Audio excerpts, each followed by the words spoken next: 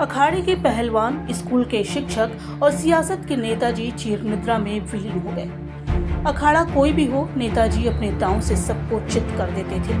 विरोधी भी उनके सियासी दांव पेच को समझ नहीं पाते थे। 1967 में पहली बार विधायक बने, फिर उन्होंने पीछे मुड़कर नहीं देखा। उनकी सियासी पारी लगातार दोगुने उत्साह से जारी रही। गांव का एक मामूली सा लड़का पहलवानी का अखाड़ा छोड़ अब सियासत का पहलवान बन चुका था। 8 बार विधायक और 7 बार सांसद, 3 बार यूपी के मुख्यमंत्री और 2 बार केंद्र में मंत्री पद को संभाला। मुलायम सिंह सैफी से सत्ता के शिखर तक का सफर बड़े ही संघर्षों के साथ तय किया था। लखनऊ के बेगम हजरत महल पार्क में एक बड़ी रैली आयोजित की गई थी। हेमवती नंदन बहुगुणा और अन्य समाजवादी चेहरे इसका नेतृत्व कर रहे थे। नारा गूंज रहा था, वीर बहादुर कैसा है, गोरखपुर का भैंसा है, और ये भी कि हर जोर जुल्म की टक्कर में संघर्ष हमारा नारा है। ये वो समय था जब समाजवादी विचारधारा की राजनीति सत्ता की चूल्हे हिलाकर और कांग्रेस को उखाड़कर नई राजनीति रचने के लिए मजबूर होती दिखाई दे रही थी। इस रैली में सबसे पहले सामने आया क्रांति रथ। रथ पर सवार थे उस वक्त के कितने ही राजनीतिक चेहरे। बहुगुणा जी इन बागियों के नेता थे। रथ में बैठे चेहरों में जनेश्वर मिश्र और मुलायम सिंह यादव भी थे। ये वो समय था जब साइकिल से चलकर दंगल और मास्टरी करने वाला सैफी का एक छोटे कद और मजबूत देह वाला व्यक्ति सूबे की राजनीति में एक बड़ा प्रतिमान बन रहा था। ये मुलायम सिंह के बड़े नेता बनने के शुरुआती दिनों की कहानी है। इसके बाद मुलायम सिंह ने राजनीति में कभी पलट कर नहीं देखा। 1989 में अजीत सिंह से मुलायम ने काफी चतुराई से मुख्यमंत्री पद की कुर्सी छीन ली और सूबे को एक यादव मुख्यमंत्री मिल गया। कांग्रेस उखड़ रही थी, उत्तर प्रदेश से भी और केंद्र से भी। मंडल कमीशन लागू होने और राम मंदिर आंदोलन की आग देश में सुलग रहा था। आंदोलन हो रहे थे आरक्षण के विरोध में और राम मंदिर की स्थापना के लिए। मुलायम सिंह उत्तर प्रदेश के मुख्यमंत्री थे। उन्होंने चेतावनी दी कि बाबरी को गिराना तो दूर, बाबरी मस्जिद पर परिंदा भी पर नहीं मार सकता। मुलायम के इस वचन में सरयू नदी के पुल से लेकर 30 अक्टूबर और 2 नवंबर तक के गोलीकांड दर्ज है, और यहीं से मुलायम सिंह यादव को उनके विरोधियों ने नाम दिया मुल्ला मुलायम। विरोधियों के लिए जो नारा था, दरअसल वही मुलायम सिंह यादव की सबसे बड़ी ताकत बन गया। मुलायम की कुर्सी पर रहते कार सेवक मरे और कार्य सेवक मारे भी गए, और इसी क्रिया प्रतिक्रिया ने मुलायम को MY समीकरण दिया, जो उनकी आखिरी सांस तक उनकी थाती रहा। राजनीति के मुलायम अब मुसलमानों के सबसे मजबूत विकल्प बन चुके थे। इस विकल्प ने उत्तर प्रदेश की राजनीति से कांग्रेस को उखाड़ दिया।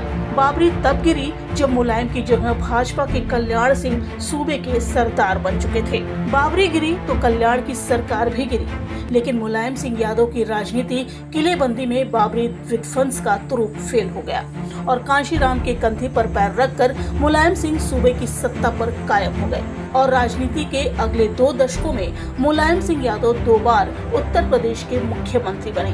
तीसरे दशक में ये साइकिल उनके बेटे दीपू ने पकड़ ली, और साइकिल की गद्दी पर बैठे अखिलेश यादव 2012 में उत्तर प्रदेश के मुख्यमंत्री की गद्दी तक आसीन हुए।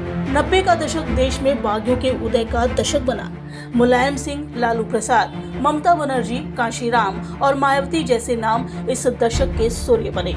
उन्होंने सत्ता से लेकर विचारधारा और पार्टियों तक को ललकारा और खुद की लकीरें खींचकर उस पर राजनीति को लेकर चलना शुरू किया। लेकिन यही वो समय भी है जब DP यादव की मदद से सरकार बनाने वाले मुलायम सिंह यादव ने समाजवाद के आंगन में राजनीति के अपराधीकरण का घरौंदा भी बनाया, और अपराध को राजनीतिक शरण मिलनी शुरू हुई। राजनीतिक आलोचना के क्रम में इस समय को राजनीति के बुरे दौर के तौर पर देखा जाता है, लेकिन चिंता उससे बड़ी है। समाजवाद में लोहिया के लोग अब सैफी के लोग बनने लगे थे। समाजवादी पार्टी अब एक जाति की पार्टी बनने लगी थी। मोहन सिंह, जनेश्वर मिश्र, रेवती रमन सिंह जैसे लोग मुलायम सिंह यादव के साथ तो थे, लेकिन पार्टी ने लोहिया के चरित्र और विचार को त्याग कर अमर सिंह का मैनेजमेंट और MY की राजनीति को अपना गुणधर्म बना लिया था। धीरे धीरे ये नाम राजनीति के नेपथ्य में खोते गए और जाति की पार्टी अब परिवार की पार्टी बन चुकी थी। सैफी का ये कुनबा भारतीय राजनीति का सबसे बड़ा कुनबा बन चुका था। क्या भाई और क्या भतीजा। सत्ता के सबसे मजबूत पदों पर बैठे लोगों की गाड़ियां अब एक ही आंगन में खड़ी होने लगी थी। लोहिया का समाजवाद अब मुलायम का परिवारवाद कहा जाने लगा था। ऐसा नहीं है कि मुलायम सिंह यादव के फैसले हमेशा आलोचना का शिकार रहे। रक्षा मंत्री रहते हुए शहीदों के शवों को वापस अंतिम संस्कार के लिए घरों तक लाना, धार्मिक कट्टरता को लगातार चुनौती देना और ललकारना, लेखकों, कलाकारों, पत्रकारों की सुध लेना, उनके इलाज, उनके मंच, उनके आश्रय के लिए व्यवस्थाएं करना मुलायम को दरिया दिल और मजबूत नेता बनाकर सामने पेश करता रहा। लेकिन सूबे का मुख्यमंत्री और समाजवादी विचारधारा का झंडा बरदार कोई इन कामों के लिए न तो बनता है और न होना चाहिए। मुलायम की राजनीति में जो एक चीज खो गई थी वो था समाजवाद। मुलायम जिस एक फोटो को अपने दिल में पलट कर रख चुके थे वो थी लोहिया की तस्वीर। मुलायम जिस एक रास्ते से भटक गए थे वो था साइकिल वाले समाजवाद का रास्ता। मुलायम जब गए हैं कुनबा मेड़ की लड़ाई में उलझा हुआ है। मुलायम जब गए हैं उनके रहने तक की आखिरी शर्म अब खुलकर नंगी हो सकती है। मुलायम अब जब गए हैं उनकी पार्टी से संघर्ष की आखिरी पीढ़ी के बरगद का अवसान हो चुका है। मुलायम जब गए हैं राजनीति की लड़ाई सामाजिक न्याय से निकलकर धार्मिक पहचान और संसाधनों की पहुंच तक आ चुकी है। मुलायम जब गए हैं समाजवाद में संभावनाएं खोजना वामपंथियों की राजनीति जैसा स्नेह शून्य दिख रहा है। निसंदेह राजनीति में मुलायम होना एक कमाल की उपलब्धि है।